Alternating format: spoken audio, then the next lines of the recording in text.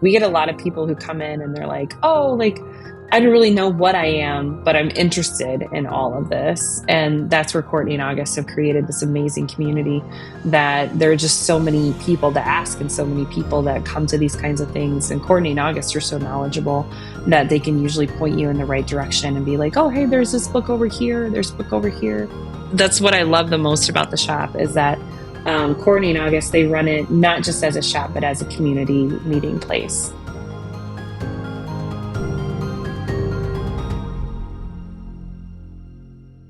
Hi, Caitlin. Hi, Cassie. Hi, creepy people. Hello. If you're new to our creepy corner of the world, this is P&W Haunts and Homicides, where we chat about true crime, paranormal, and all things creepy or witchy in the Pacific Northwest. We do a tarot reading at the end of every episode for deeper insight into the topic. So make sure you stick around if you're into that. And if you're not, then I'm not even really sure why you're here, but I guess welcome. Thanks. You can listen to the other stuff, I guess. It's fine. It's fine. But this episode, we actually did an oracle reading and a rune reading. Yes. Oh. And Caitlin missed it all. Oh, it hurt. Her heart hurt. I felt really bad. We even talked about you because I was like, I feel so bad because she had to sit through all of the creepy dolls interview and then she doesn't even get to do the witchy interview. Yeah, you know what? That is my luck. That's what that is. So I'm sorry. Also, spoiler alert, there might be some creepy dolls coming. I'm just going to throw that out there. I was wondering why you said that rather than their names. And I was going to say they're such lovely people. And I remember. Because we haven't talked to them yet, technically. Technically. That you guys have heard. On this timeline. But this time we are talking with a local witchy shop called Through the Veil. And they are in Hillsboro in the Aranco area. They're kind of tucked back in from the main strip, but very easy to find. And it's magical and they sell magical things. Yeah. And I am so excited for future Caitlin. And also Cassie. She will be there. But yeah, very excited for future us. Tomorrow us. We're going to go. And Caitlin's never been. I've been a bunch of times. Actually, in this episode, we're going to talk about it, but they have gatherings and they had a full moon gathering that I went to. It was really fun. The moon was just out. It was shining on all of us. We had a fire pit. We did a meditation, a group meditation. It was really fun. That just sounds so lovely. Yeah. Do you want to know what I did? No. I gave my dog antibiotics and I gave her an Epsom salt soak. So that was... If you want to know about that story, join our Patreon and listen to the book discussion. Yeah, I cannot tell that story twice, actually. Yeah. I intentionally did not tell Cassie everything that occurred because I was like, I can't keep telling this story. And dog mom problems. No. So yeah, she couldn't join because of dog problems. But never fear, I was not alone because wouldn't you know it, I ran into our Patreon Courtney. Amazing. Who we ran into also at the Two Girls One Ghost show. I can't with this. It was so funny. I saw her and I was like, oh my God, again? Yeah. But I was really excited because I was like, thank gosh, I have someone here with me that I know. And not like people were not friendly and not nice, but you just don't know anybody. And it's comfortability, you know? Yeah. So it's nice. Thank you, Courtney. Thanks for being my buddy for the night. Buddy. My full moon buddy. Yeah. Because her other full moon buddy was having a real full moon night. Oh, yeah. Like an ER doctor moon night. So. Oh, boy. Lovely. Yeah. That was fun. Should we get into this episode? I suppose so. All right. Bye, Caitlin. Get out of here. Okay. Okay, so today we're with Courtney and Lizzie, and Courtney is owner of a local shop called Through the Veil, and Lizzie runs some of the events there. Is that correct? Yes. All right. Well, Courtney, do you want to tell us a little bit about your beautiful shop and how it all came to be? So it is a witch shop.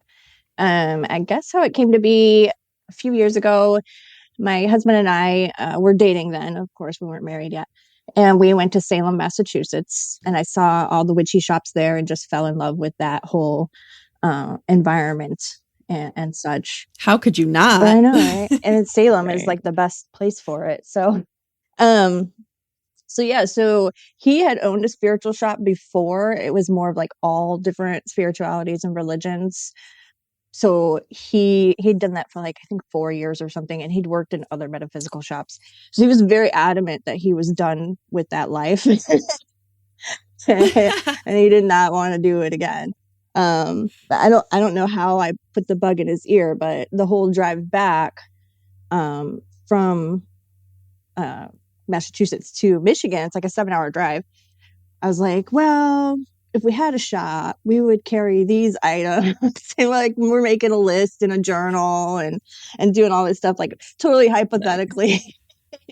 But eventually I think he warmed up to the idea, and even moving to Oregon, he did not want to come to Portland area right away.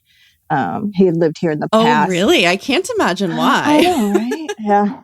So, but yeah, eventually we ended up out here. We first moved to Salem. We were kind of thinking, like I said, he didn't really want to do Portland again.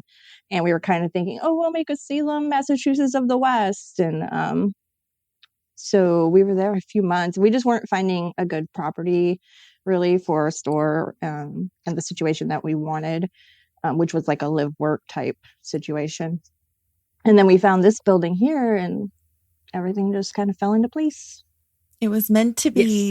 Yes. Feels like it.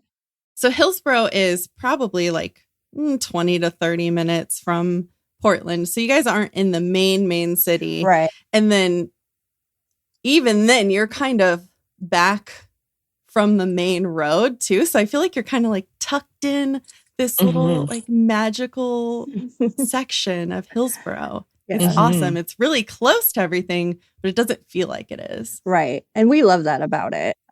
This neighborhood, it is a neighborhood. So it's, regular houses all around us. We're the last like foothold of a commercial type place in this neighborhood from way back when.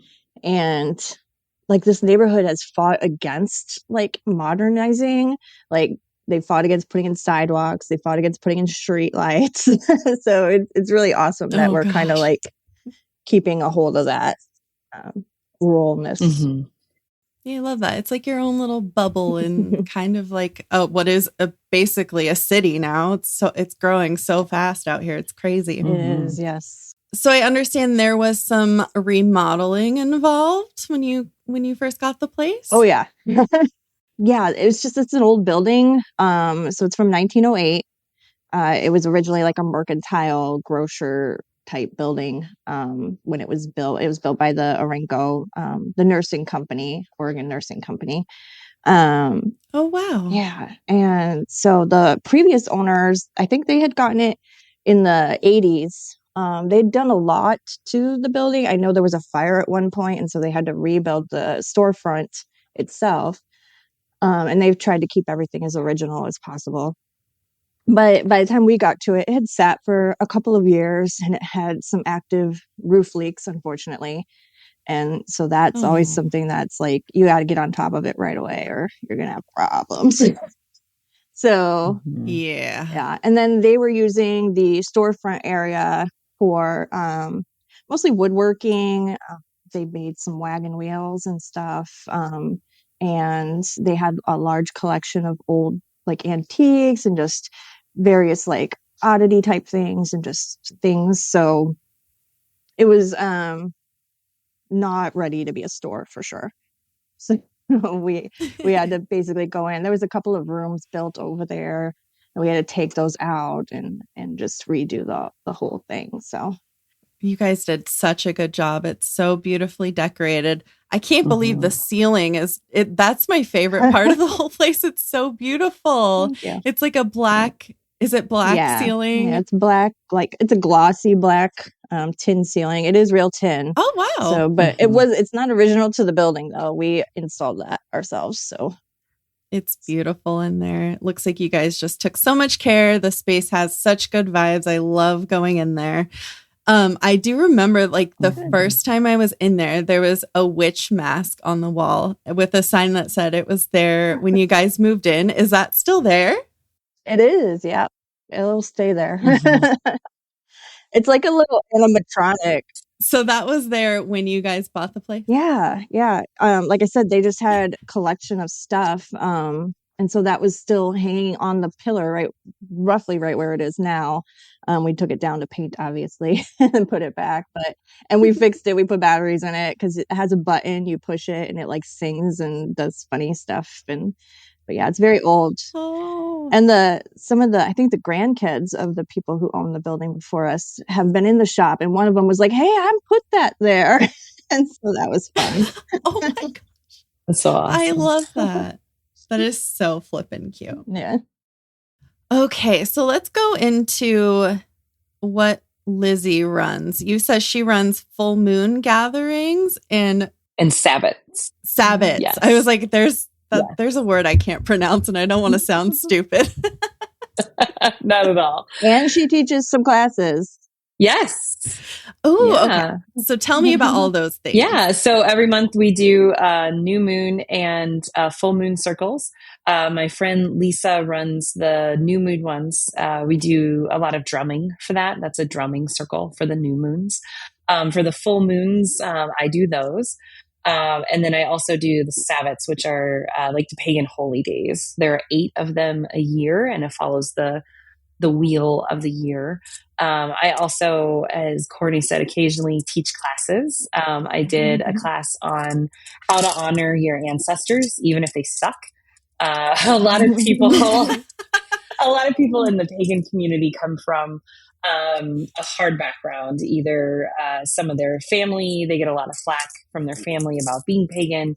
We get a lot of evangelical cast-offs, people that didn't find a home in the church, and they're finding a home in paganism, but that creates kind of that tension within their family line. Or they come from religious trauma, and so they've split from their family because, they follow a really hard religious line. So connecting to your ancestors, even when there is kind of that tension, it's still possible. And so I taught a class around how to kind of get around the fact that your immediate ancestors really suck. I'm also going to teach a class on runes. I've been working with runes for about 12 years now. So the Sabbats that we do, the pagan holy days, we make that accessible to everybody. We don't have any particular line that we follow. Like, we don't do Wiccan Sabbats. We don't do Druid Sabbats. We don't do Hellenistic Sabbats. It's just kind of an all around pagan thing. We follow the wheel of the year. So the next one is going to be Yule, which is the winter solstice, or Alban Arthen. And I think it's a good time. We usually talk about what the Sabbat is, the significance of it, and then we usually have something to do. A lot of time it's setting an intention for the coming year, for Yule especially, how to kind of honor the passing of the year and what you want the next year to look like. So, yeah, that's what we do. That is so cool. So can you just show up to these? Is there a Absolutely. schedule online, or do you have to sign up? You don't have to sign up. You just show up. All of it is on the store's website, throughtheveilshop.com. It's also on Facebook and Instagram. And then there's also a Facebook community group for the shop where we post about the events. Book clubs. We are also going to be doing a book club coming up again, probably in January, question mark? Yeah. Oh, that's awesome. That's right. When every year I'm like, I'm going to read more books this year. That's my resolution. There you go. Here's a way to keep that. Yeah. Exactly. Yeah, we do witchy books. Okay. So I think the next one that we're going to do is the Morgan book by Courtney Weber, right? Oh. Yeah. So, Courtney Weber actually reached out to us. She lives in the area, so she's going to come talk to us about the book once we reread it. Oh, wow. That's awesome. I'll have to keep my Very eye out for that. exciting. That's really interesting. Is it the same for book clubs? Do you do it at the shop? Do you do it virtually? Yeah, we do both for the book club. So it is at the shop, and then we do a Zoom link as well. And we often record it, so if people miss it, they can catch up. Oh, that's Yeah. cool. I love that. Yeah, that's also a great place to talk about, like if you have questions about, the path that you're on. We get a lot of people who come in and they're like, oh, like, I don't really know what I am, but I'm interested in all of this. And that's where Courtney and August have created this amazing community that there are just so many people to ask and so many people that come to these kinds of things. And Courtney and August are so knowledgeable that they can usually point you in the right direction and be like, oh, hey, there's this book over here. There's a book over here. If you're interested in Druidry, go talk to Lizzie because she'll try to drag you into that. And so I love that. It's just like a safe space for everyone to come. Absolutely. And that's what I love the most about the shop is that Courtney and August, they run it not just as a shop, but as a community meeting place. It's a place that you can come and you can ask questions. I've seen people come into the shop that just have generic questions about witchcraft. There are people that come in that say, hey, I've got something gross in my apartment, this feeling. How do I get rid of that? What would you recommend for that? We have people that come in that want to disconnect from loved ones or ex-boyfriends, and they want to know how the best way to do that. And it's just such a great resource to come in and ask those kinds of questions that you can't really find anywhere else. You can throw it out to Google, but you're going to get 15 different things. Oh my gosh. Or you could come into the shop and talk to Courtney or August or anyone that's working there, or if I'm hanging around that day. And get firsthand information on the best way to go about it. Yeah. I feel like sometimes you don't even know what to ask. So you're just like, what do I even type into Google for this problem? I don't even know. Absolutely. And that's where Courtney and August are great because they can kind of pull that out and be like, oh, hey, well, have you tried Palo Santo? Like, I've got some sage over here, here's some graveyard dirt. Let's try that. A thing that I find happens a lot, especially in some of the witchy groups I follow on Facebook, is you'll ask a question and you'll get a lot of judgment. Whereas some people want to do something and other people have an idea that it's not what you should be doing and that's going to be bad karma or all this. And everybody has different belief systems, and we really try to honor that in our shop. And we just give you the information. It's not our place to say what you should or shouldn't do. It's your own person. So we just give the information. Exactly. We carry the supplies. So that's something that's very important to me is to do that judgment free. Yeah. Mm-hmm. Yeah. I like that. I don't like rules. And I'm always changing my mind too. So I'm like, I reserve the right to change my mind about that. Right. 100%. Do you guys collect your own graveyard dirt or do you get it sourced? We do not collect our own. I unfortunately do not have time for such. Can you imagine?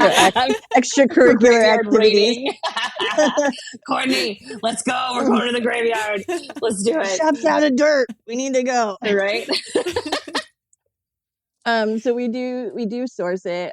We do try to get it from legitimate sources and that sort of thing. Of course, how much can you really know if it's legit, right? But I am very excited though, since we're on the topic of grave dirt. I just found a new source that I've ordered from, and they have special grave dirt. They have grave dirt from disinterred graves. They have grave dirt from freshly dug graves. And they have a grave salt, which is like a grave dirt mixed with salts and such. Wow. That's really cool. Right? I'm very excited. That's awesome. That is super awesome. And they work in the funerary business, so I'm pretty sure that it's legit. I would hope so. Yeah. That's a great connection to have. I didn't even Think about Right. that. And kind of a good side Yeah. hustle too, right? If you got your own mortuary, you can be like, yo, what's up? Like I got the good dirt, you know? Yeah. So I cannot wait because I got like spell kits and stuff too that comes with things like corpse water. Like they wash down the corpses Nice. before they do stuff to it. Wow. So lots of cool Nice. stuff. Like I like that weird like stuff. So I do too. That's I do too. awesome. I'm all about graveyards That's and super awesome. skeletons and oh my gosh, everything creepy. You have to tell me about, you have a coffee table in there with a skeleton in it, right? It's probably not as cool as it sounds, but it's just a coffee table. It's actually cooler. Yeah. It's really cool to look at. Yeah. So we made that the coffin table out of like plexiglass so it's clear so you can see through it, and then put some feet on it and all that. And then we got a skeleton that is gold, and I just decorated it in flowers and lights and little witch hat and put him in there, and that's where he lived. It's so awesome. It's so beautiful. Is that for sale? It is not. No, I'm sorry. Sadly. Someone tried to rent it no. from us last year too for Halloween. It's like, Oh, that's a good idea. Right? Maybe you should just put a tutorial on how to make it. yeah, I could probably come up with that. It wasn't. I mean, the hardest part obviously is cutting the plexiglass and not breaking it. But Right. yeah, Yeah, I'd have to hire someone to do it for me. yeah. And plexiglass isn't cheap anymore. Holy cow! I know. Oh, I know. Do you have any other art that you make and put around the shop like that? Oh yeah. There's tons of art in there. We have like a big, right above the fireplace is like a 3D statue thing of Hecate. Yeah, so I do a lot of bone art that we sell in the shop. Some of it's real bones and some of it's we call vegan for those people who are Vegan bone art. I love it. Yeah, Vegan bone art. And then gosh, what else? I make so much stuff. I don't even know. There's a pair of wings in there I've made. I made like the chandelier that's in the middle, and You made that? yeah, The robes and stuff. Yeah. dressing gowns that are in there I've made. She's incredibly artistic. Like she's so talented. She really is. It definitely shows when you go in there for sure. Nice. Absolutely. Tell my husband he can never leave me. For the drum circle, do you have to have your own drum? Mm-mm. No, Lisa makes her drums and brings extra ones for everybody. So you can just show up. The only thing that is good to bring are chairs. Because most of the time we're sitting, and drumming and stuff. And so there are some chairs there. There are benches and rocking chairs available that fills up pretty quick. Oh, that's good to know. Okay. Yeah. Yeah. And you can even like, as far as drums go, because she does have a limited number. Mm-hmm. So sometimes people will share or like pass them around. But you can bring like any kind of percussion type. We've had people bring like rattles or little like didgeridoo. I don't know what. Really? Yeah, thank you. I could never pronounce that. Mm-hmm. Yeah. And then you can even like take an old bottle, like a plastic bottle, and put little rocks in it and then shake it. I mean, just anything. So Oh, that's cool. And then do you have to know anything about drumming? Not at all. Not at all. So the idea of it is that the percussive kind of rhythm helps kind of change your brainwave patterns to kind of get you into a more meditative state. And so sitting together and drumming together and kind of feeling that energy. The whole idea behind a new moon is what you want to manifest for that moon cycle. And so as we drum, we think about, okay, like, what did the last moon cycle look like? Like what just ended? This is the dark of the moon, and this is the time to kind of rest and figure out what you want to manifest. And drumming kind of helps facilitate that. It helps you kind of go a little bit deeper.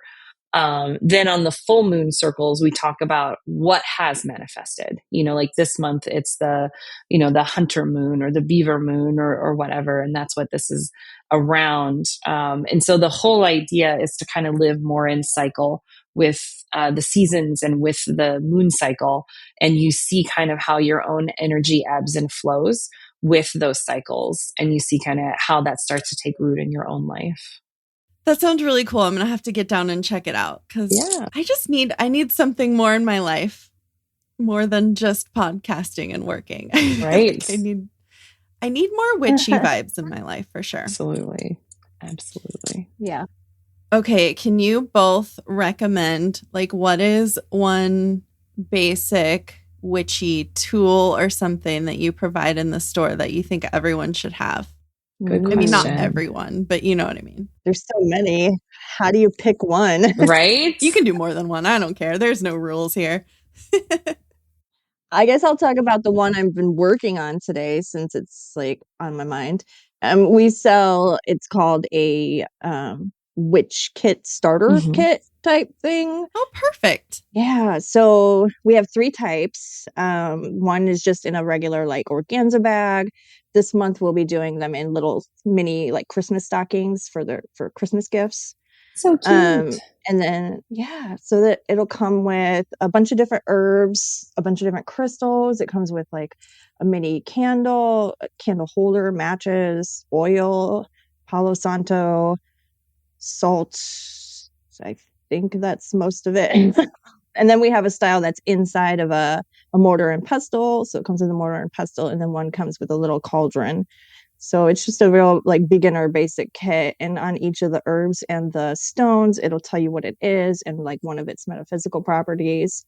So it's really for people starting out who don't have a collection of stuff yet and they just want to get something started. So that's perfect. I love that. I would recommend a tarot deck as a good way to kind of start if you're diving into if you're diving into kind of your witchy self, because the whole idea behind tarot and divination is to kind of take you a little bit deeper inside yourself. And they have a fantastic selection of tarot decks there. Everything you can possibly think of, they've got a tarot deck for it. I've gotten a few decks there. Nice. I got an oracle deck there and it literally would not let me leave the store without it. I kept being no, I have enough decks. I guess I don't have an oracle deck, and I kept going back to it and I was I have to take this home. It won't let me leave. Nice. Yeah, that's how you know that that's meant for you. Yep. Absolutely. I know. And I was really bummed out because I don't have it with me. I think I left it at my co-host's house because we used it for the last episode. Nice. And I was no, I need it's a moon oracle deck. Ooh, nice. It's just gorgeous. Nice. But I didn't bring it. So why did I bring it up? I was say I probably have it. I have 6 or 7 oracle decks over there. So chances are I have it. Do you have it? That would be so cool. Is it the Moonology oracle? I don't think so. Yeah. It has cartoon witches on it and cats. Oh, nice. Just very pretty artwork. Girly creepy. I wonder if it's the one I picked up recently. Let me go get it. I want to see if it's this one. I mean, obviously I have all the decks in the store, but in my personal collection, I have this one. That's it. Ooh, nice. Gosh. I had a feeling. Nice. That is just my buddy. Yeah. I take it everywhere with me. And I was just heartbroken that it wasn't in my bag today. I was no, where did it go? A piece of me is gone. This is one I snagged for myself. I snagged a lot of them, unfortunately, but I love I love the artwork on this one. So gorgeous. It's so beautiful. It's very beautiful. As indie podcasters, we love to show our support of other awesome shows. So stay tuned for the promo we've got to share with you this week. Let's show them some love. You can find their info in our show notes. Good evening, and welcome to Audie's Oddities. Allow me to tell you some stories of true crime, conspiracy, and the unexplained. But most importantly, the names of the lives that we lost in these stories. Nothing's off the chopping block, from werewolves, wendigos, to witches. And most importantly, the most horrifying of them all, people. With new stories twice a week, you'll be sleeping with the lights on. Don't be late, or you might be my next story. Listen to Audie's Oddities wherever you get your podcast. You guys, we're back. And don't worry, we did get more wine. Well, of course. So we usually do a tarot reading or an oracle reading or something witchy in every episode. So if you guys want to pull something, Yeah, if you're feeling it, I would love that since I don't have my pretty deck. absolutely. So I guess I will pull from the deck that you love. You want to go first, Lizzie? Sure. I can do a rune pull if that works. Yeah. Yes, please. So I made my own runes out of Preseli bluestone. I carved them myself. It took me like 3 months to do because I carved them like in the proper phase of the moon and all that kind of shit. So I have a set of runes that I made, and so I'll do a rune pull for you guys. I'll do one Ooh, that's so to exciting. give you like the vibe of the day. So. I have to tell you about a rune set I saw recently I want to get. Ooh. I think runes are so beautiful. They really are. This is Degas. It's the rune of illumination or enlightenment. So Degas, in some parts of Eastern Europe and Alaska, the sun will set and it won't rise again for 30, 40, 60 days. So you have just months of darkness. And then the inverse of that is where the sun rises and it never sets, and it's up for a while. But Degas is the illumination. That's the sun rising after an extremely long period of darkness. Aww. So if you're moving through a time where you're kind of questioning, like, what do I do next or where do I go? Degas is the rune to lean on. It also looks like an hourglass or an infinity symbol. So it kind of encapsulates that idea that there is no beginning and there is no end. It's all a cycle, right? It's all illumination. So you keep working and you keep learning, and that's how you keep moving forward, is through the illumination of Degas. That's so beautiful. I love that. That's perfect. Yeah. Your turn, Courtney. So I got this card. Ooh. Radiant. Ooh, beautiful. Ooh, that kind of goes together, I feel like. It does. I know, right? That's Absolutely. what I was thinking. I'm gonna look it up in this book because it is an oracle deck, and oracles always have their own definitions for things. I love that. Let me see what it descriptions says. that they have for those cards. Yeah. So it says radiant, illuminated, glowing beacon. Be as radiant as the luminous full moon, casting a shimmering glow to all below, blanketing the earth in dancing shadows as the clouds pass around her. Be as radiant as the gleaming sun, sending her luminous rays to our planet. Both the moon and the sun are healing, rejuvenating, and magnetic. Soak in these powers, ignite your own glow from within, and share your newly gained strength. Recharge your energy zones, tap into your inspiration and creativity, using your newly gained resources to their fullest extent.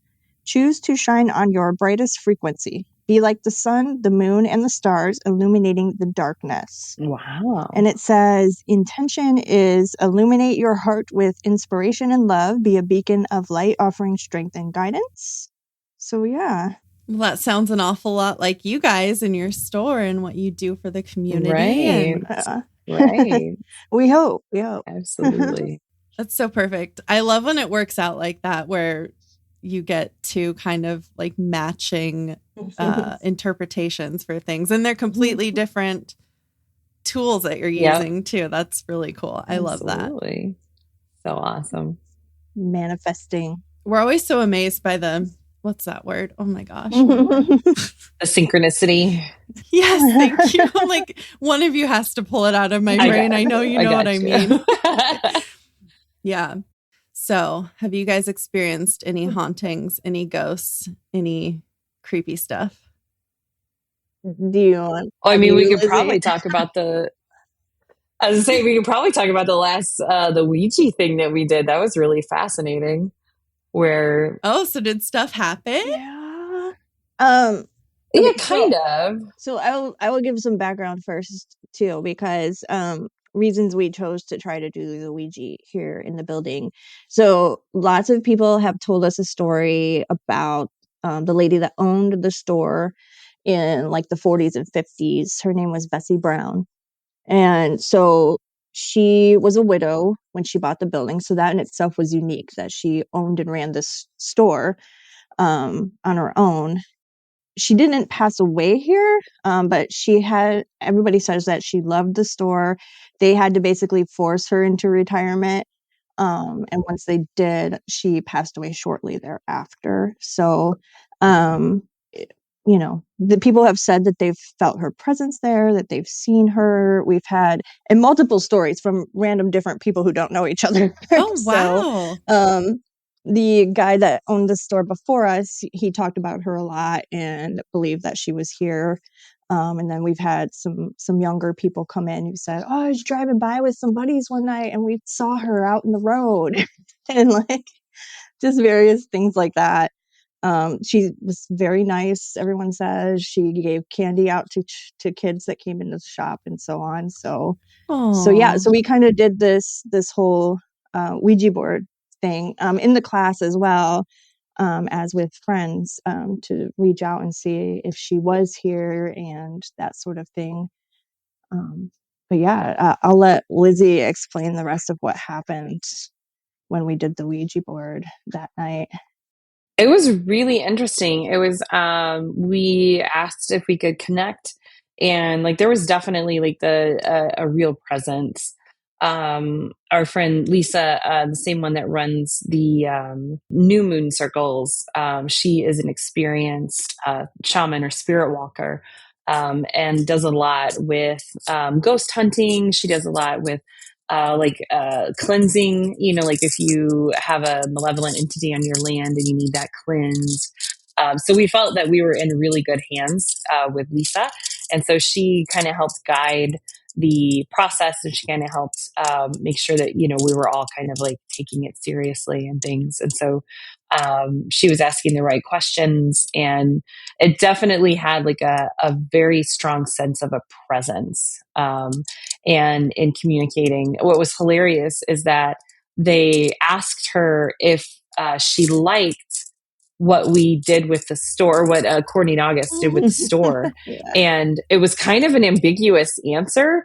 And we were kind of like, like, does that mean that you don't like it? But then we got to thinking, like, she ran a grocery store. And like Courtney and August's store would definitely be the worst grocery store like around. Like it's a terrible grocery store. So I kind of wonder if she's looking at it and being like, y'all are terrible at selling groceries. Like, this is the worst grocery store I've ever seen. And but they asked, are you here? Are you helping? Do you help people? And she's like, yeah, absolutely. So I think that spirit is still there and still wanting to kind of be in service as she was for so long in that building. And we definitely got the sense that it's not malevolent at all. Like it's a very kind of protective and I don't think kind is necessarily the right word. I think the vibe I got was kind of like stern, Right. but helpful, like that kind of school marm teachery kind of like you behave now kind of thing. But somebody who's definitely a servant.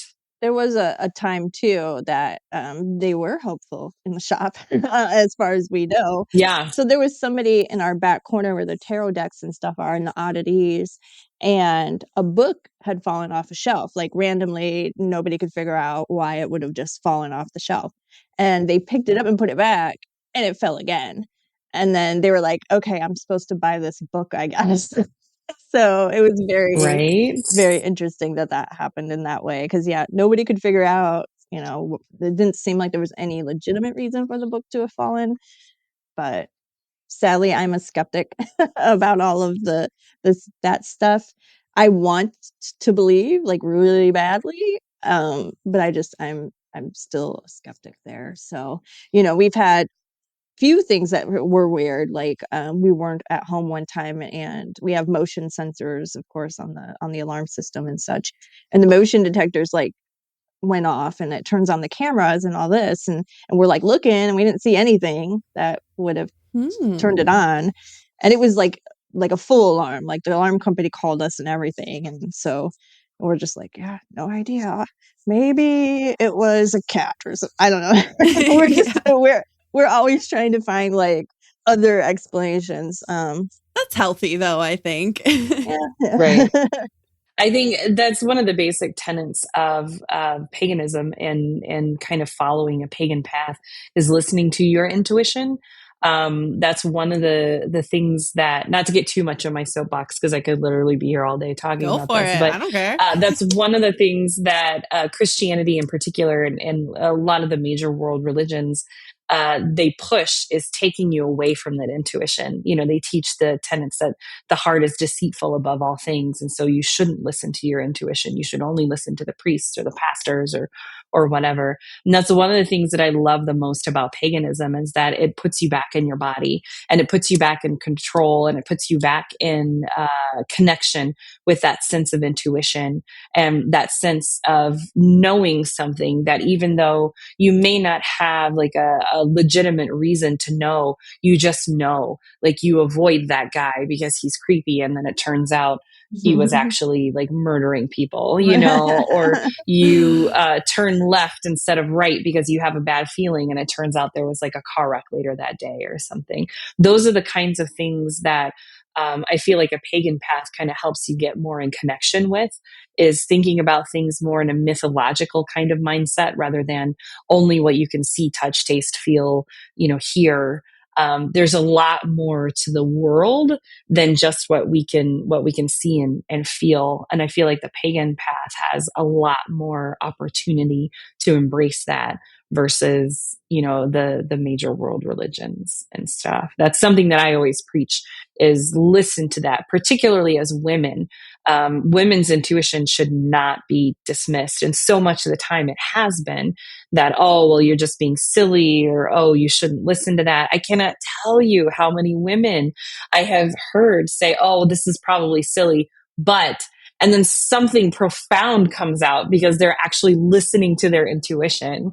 And that's what I love the most about the pagan path is that you honor that and you lean into that versus just being like, no, you know, I shouldn't pay attention to that. That's silly. Yeah. We're so powerful. Our minds are just 100%. our guts. They're on, I think, all the time. Absolutely. It's Absolutely. so much more fun to look at the world like and see the magic in it too than to just Absolutely. It's so absolutely. Because I mean, it's not like you could be dull and you could live under a credit score and, you know, you could just pay your bills and go to work and do that shit. Or you could realize that, you know, quantum physics is, you know, the way that science describes magic. And you could realize that spooky action at a distance is absolutely something that's real. And that the energy that's all around us, you can kind of tap into that. And who doesn't want to live a life full of richness and magic? Yeah. You know, like if you want to be Jeff Bezos and Elon Musk and just be a slave to the corporate overlords, sure. But I want magic. You know, I want unexplained things and I want spooky action at a distance. I love that. But also the same, you have to have a healthy dose of skepticism.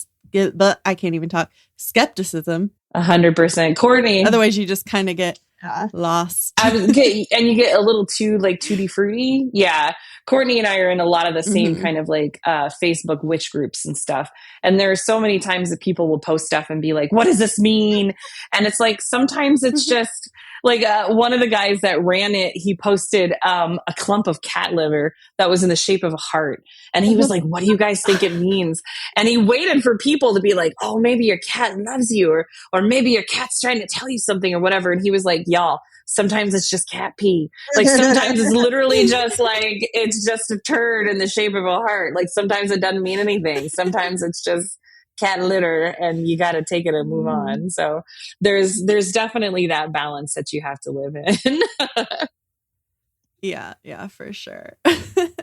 Yeah. On the other hand, like, you know, I say I'm a skeptic. It's mostly about like the actual like ghost stuff I'm a little bit skeptical about, but I'm trying to like see the tiny little like moments too that could be considered magical. Like the quarter. Yeah. The quarter. Yeah. Recently, I wanted to buy a curio cabinet for my uranium glass collection. And I've been watching it for like a week because it's really expensive. And I'm like, it's Black Friday. Maybe it'll go on sale. Maybe it'll go on sale. And so I've been watching it and watching it. And then like Black Friday came and I was like really watching it all day. And I'm like, why aren't they putting it on sale? Yeah, it was like a $1,200 cabinet. And I'm just like, I just don't want to pay that. And I just kept like hemming and hawing. And then a customer came in and her husband offered me a curio cabinet. And they showed me the picture of it. And it looks just like the one I was looking at online. It just wasn't black. But I'm like, whatever, I'll paint it. And they're just like, yeah, we're just going to get rid of it so you can have it. And I'm like, are you kidding me? Nice. I love that. It's so perfect. The universe is just like, here you go. Exactly. So, You wanted it. Now you got You it. manifested that shit. Absolutely. So yeah, I've been keeping notes of those little moments and stuff in my grimoire lately, just to try to like see that magic that Nice. happens. Because you normally like that would happen to anybody, and they'd just be like, "Oh, coincidence," you know. But like I'm trying to be like, "Oh no, I manifested that. Right. I made that happen." Right. Yeah. And being open to it is part of it too. And like understanding that, like putting that out there and speaking those intentions, it's so powerful. That's why we do that on the moon circles and on the Sabbats, that you actually want to say it and name it and say, this is what I want to call into my life. That's the whole point of those kinds of things. Yeah. And I feel like you can always start small too. Like just something like super small, like a cabinet. That was kind of a big thing. But even if it's like, you know, a pair of shoes that you want or something, I feel like you can start really small and just see like your potential of what you can get. Mm-hmm. I manifested a penny once. So did you just really need a penny? it was a Monday and we're closed on Mondays. And my husband's like, he doesn't like to put a zero in the books. So he always like, if we go out shopping, he'll be like looking for change on the ground. So we were like at a grocery store and he's like, we're like in the checkout line or getting close to it. And he's like, oh, I forgot to look for a penny. So I was like, oh, okay, let's go down here. And I kept thinking, he's going to find a penny. He's going to find a penny like down this aisle. And he turned and there was a penny like on the floor, like right there in the aisle. So and I was like, yes. Oh my God, I love that. That's awesome. It's perfect. You just needed one penny. Like now if I could just do that for like 1,000,000 times. Yeah. Right? We'd be good. Good to go. I love those stories. Well, is there any last things that we didn't touch on that you want to talk about literally anything you want? I don't think so. I didn't talk too much about the good news of Druidry, but we can. Do you want to? It's a joke. Oh, it's a joke. You can go into that. It's fine. You should. I want to hear it. I study Druidry, and so like, and so every time anybody comes into the store and they're like, I'm considering like a pagan path, I'm like, have you heard the good news of Druidry? You know, like I'm like the unofficial Druid ambassador, you know, so I always plug it every so often. Well, can you tell me, okay, so can you tell us what that means? Because I don't really know what that means. It's hilarious. Yeah. So Druidry is, it's a nature-based religion. It's kind of like Wicca in that it celebrates the Sabbats and things like that. It's not like Wicca in that, Wicca has some very like laid down dogma and tenets that you're supposed to follow. Too many rules. The rule of three. Yes, exactly. And so Druidry doesn't really have that. You follow the wheel of the year. You follow the seasonal paths. It's a very chill religion. And some people actually say that it's not a religion. It's more of a spiritual path. So it kind of depends on your viewpoint of it. It's all about following the seasons, the wheel of the year, living more in tune with nature, understanding how the seasons affect you on an energetic level and on a spiritual level, and kind of just learning what that is. The thing about Druidry is it's what you make it. Some people follow the path of the bard, which is very artistic. So like if you write or you do art or you make music, that's one path. Some people follow the path of the ovate, which is divination, herbalism, working with stones, shadow work, that kind of thing. And then other people will follow the path of the druid, which is teaching, kind of starting their own grove and things like that. So there's a lot of different ways that you can be a druid. Mostly, like in our grove, it's completely open. If you want to come, you can come. If you don't want to come, you don't have to. There are no attendance requirements. You don't have to be a member or anything like that. Whenever people say, like, I love nature, I really experience my spirituality when I'm outside. I'm awed, by looking up at the trees or noticing the changing of the season. Yes, I'm like, oh, you're a druid. Okay, cool. Like, welcome to druidry. Like it's pretty much whatever you make it. There's no central dogma of druidry. There's no holy book. There's no one person to look to that's like, oh, this is the person that started druidry, or this is the main druid, or whatever. It's all about just kind of living more in tune with yourself and with nature and understanding how those two things interact. So that's the good news about druidry. Basically, whenever anybody comes into the shop and they're like, I really like nature, I really like growing things, and I think I might be a pagan, I'm like, oh, you're a druid. Let me tell you more about druid. Here's this book. You should read it. It's great. Do you have a book recommendation?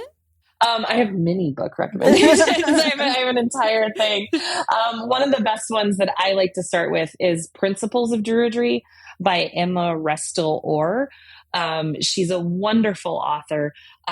She's very, very sweet, very, very kind. It's a great way to learn about druidry and kind of experience it as a living, breathing spiritual practice rather than something stuffy to read in a book. Emma Restell-Orr's words really come to life, and she has a beautiful way of introducing that I think is fantastic. That would be my recommendation. Now I have a new book to read.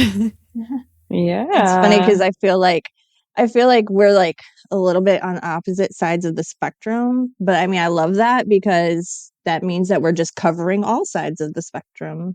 Right. For people. Because my path is very, very different than Lizzie's. Yeah. I'm the tree hugging hippie type. Do you want to talk about your path, Courtney? Sure, I can. I'm very new to it. So anybody listening, forgive me if I say something that is not correct, because I'm still learning. And I'm very new. We all are, yeah. Yeah. Okay. But it is, this is going to sound weird, but hear me out. So it's called necromancy, or the necromancer, which it's not the Hollywood version of necromancy where you're trying to bring dead things back to life. Right.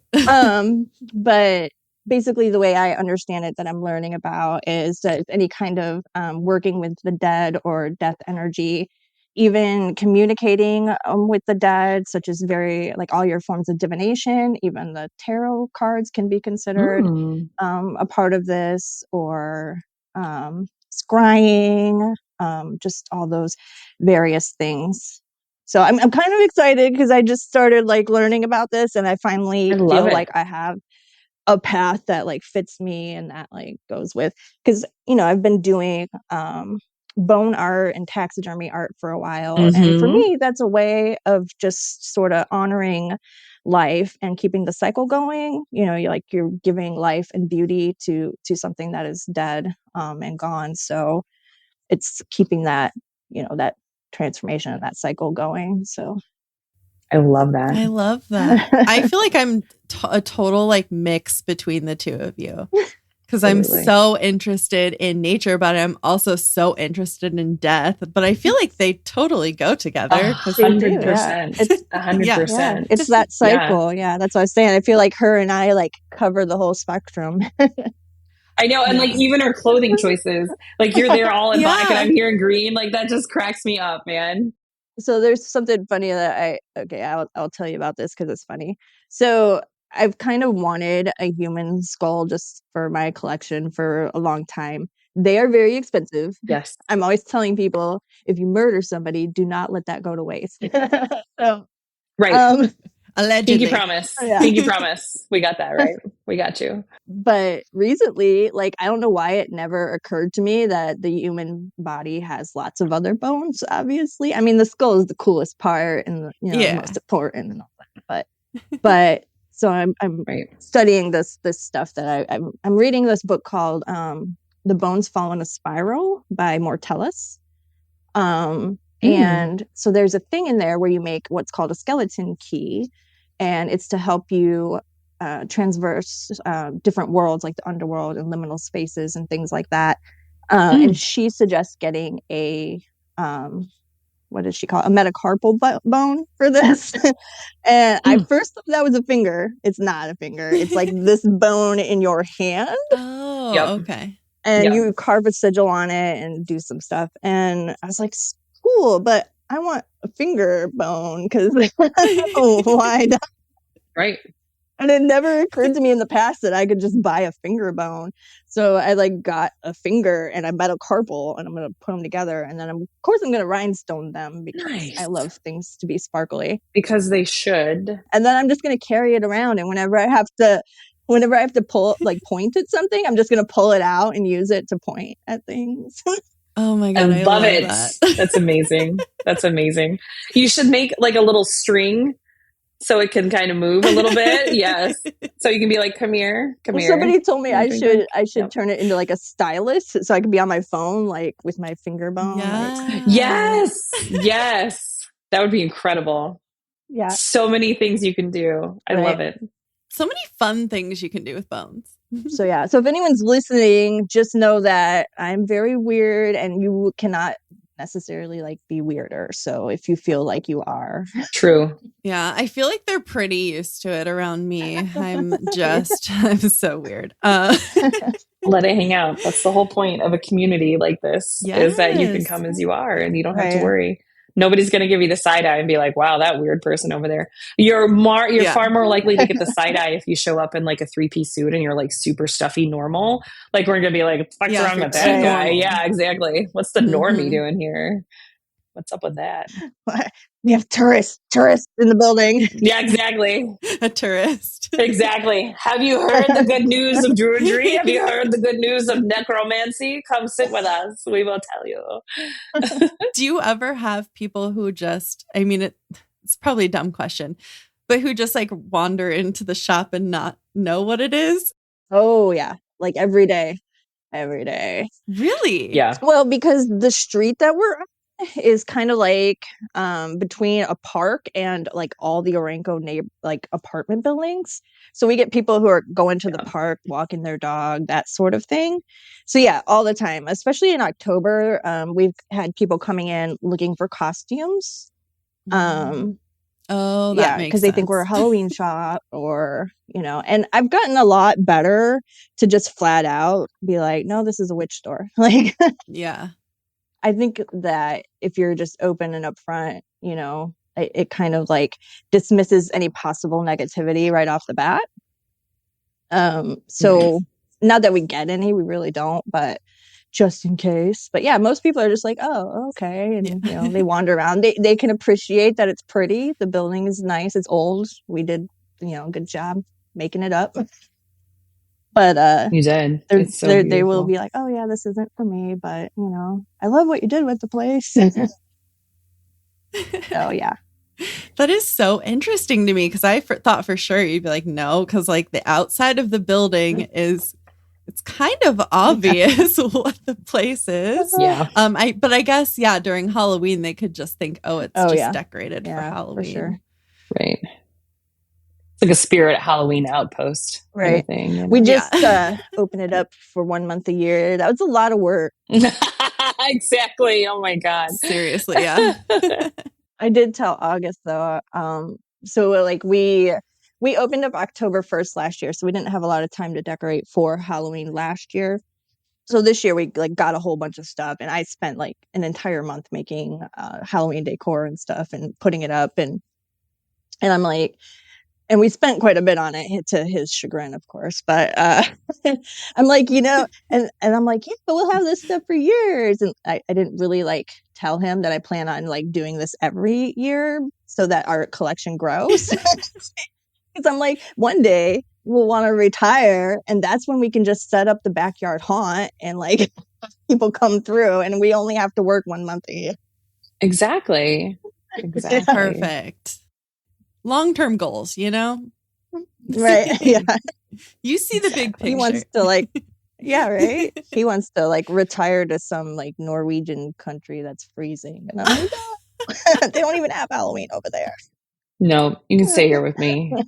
Can you live there 1 month a year? Just Right. retire there 1 month a year. And Exactly. Right. So you got married at the witch's castle, or did you just take pictures there? No, we actually got married there. Yeah. Ooh, I think I was stalking your website and I was like, no way. Because we did a story on that place. It's haunted. Oh, nice. Yeah. Awesome. Yeah. It was a little bit different than we expected. I think it's got a lot of graffiti on it now, than what the pictures online showed. But yeah, it was still a beautiful place. We did we did a hand fasting. We were eloping. We had just moved here, so we didn't know anybody. We literally had to pay the person who did the ceremony extra to bring somebody to take pictures and some people to be witnesses because we didn't even have witnesses. So we did a whole circle on the ground. We had her call in the 4 directions and the ancestors and all that. I had an altar set up there. Yeah, we did the whole 9 yards. We did the jumping over the broom afterwards. One of her family members was there who kind of kept people out, at least, because, it's a kind of a tourist attraction. Yeah, it's like a hiking trail too. Yeah. Yeah. Yeah. So we did go earlier in the day, but we had quite a few people just stop and watch and I would. That'd be so interesting. So she at least kept them from coming into the Awesome. castle where we were doing our thing. But, Oh, that's so cool. It was good. Yeah. Oh, awesome. What did you call it? Hand fasting. That's just the type of ceremony that you do. You hold hands and the officiant puts cords over your hand. We had different colors that represented different things. Like gray for getting old together or stuff like that. And so she would read through all those as she put the cord, and then she tied it into a knot, and that's symbolizing the marriage part of it. And we held our rings in our hands too, under the knot and that sort of thing. So, yeah. Oh, that's so cool. I've never seen a wedding like that before. I would love to see something like that. I don't want to get married, but I want to witness it. Yeah. It seems we're going to be doing some here at the shop. Oh, wow. Really? Yeah. There's people who have asked, and Lizzie knows how to officiate. Yes, I am ordained and I can do hand fastings, all that kind of stuff. Yeah. So if you want to get married at the shop or in the backyard or something like that, I can absolutely officiate that. We did have a couple get married in our backyard a while, last year or something. Oh, yeah. Because they needed witnesses too. And so we'll be your witnesses if you if you need witnesses. Mm-hmm. We know what it's like to not have any. Package deal. Totes. Well, thank you guys so much for talking with me. This was so much fun. Great, thank you. I'll have to come to one of the moon ceremonies because that just sounds like a blast. Absolutely. Yep. We have one coming up. Yes. Yeah. Ooh, when? Let's see. Full moon Tuesday, I think. Yep. Tuesday at 7:30. Oh my gosh, I have Tuesdays off. It's Yeah. like it's meant to be. Okay, I'm going to come down There you unless I go. get deathly ill or something. But Come by. Come by. Yes. And we have it all decorated up for Krampus right now. yes. A lot of fun. I love that. I feel like we get more people who like the Krampus than cared about Halloween. Really? On it, ironically. Yeah. Yeah. Yeah. I like both. Totally. They're just not used to seeing spooky stuff at Christmas Yeah. Ooh, time, that makes so. sense. Besides your family shit. That's always very spooky, right? We definitely put some Santa hats and elf hats on the skeletons because it was I too much love to take down. That works. Right. Exactly. Right. Well, Awesome. Well, thank you so thank much. you guys, and have a great rest of your weekend. You and too. I hope I will see you Tuesday. Yes. Have a creepy ass ass day.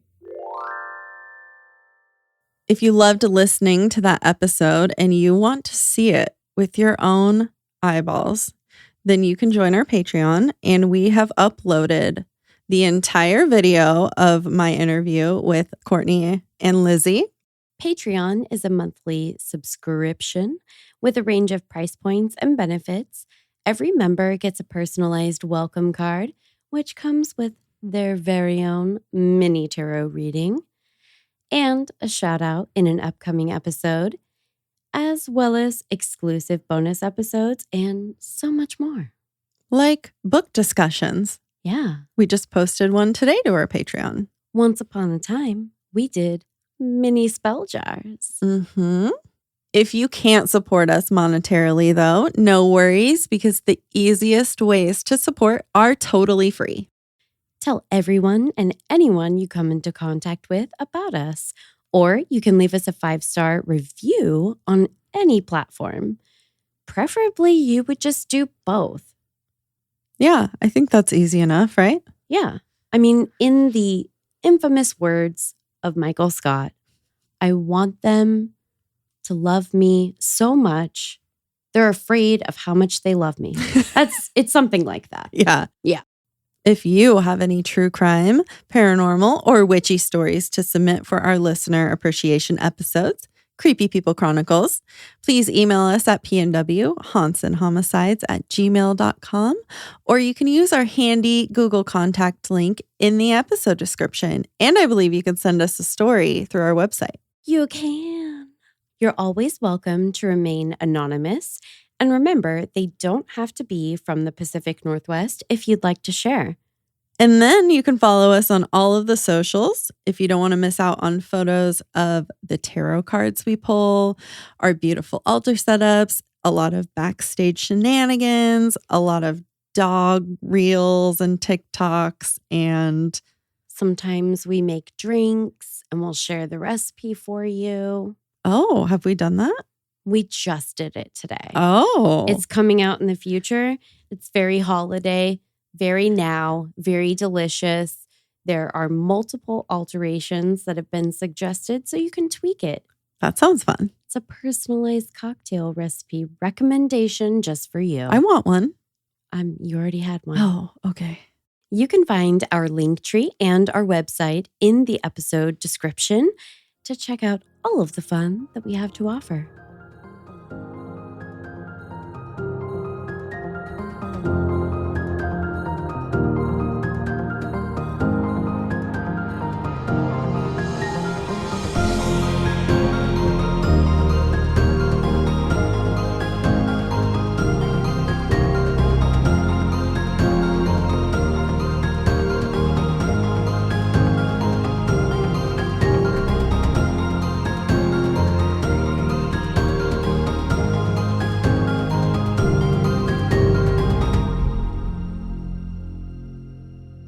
Sorry, I have to burp.